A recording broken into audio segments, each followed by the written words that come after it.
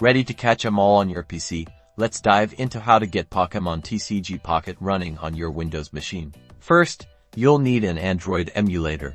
I highly recommend BlueStacks, as it's optimized for gaming. Head over to their website and download the latest version for Windows. The link is in the description below. Once downloaded, run the installer.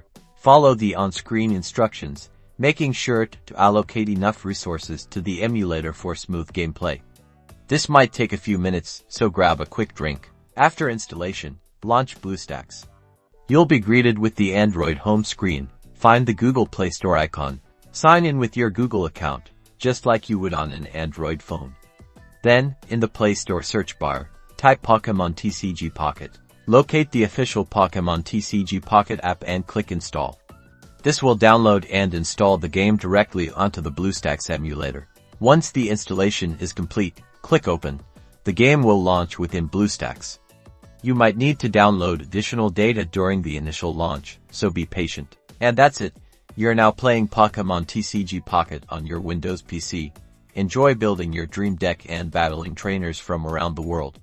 Remember to check out my other videos for more Pokémon TCG tips and tricks.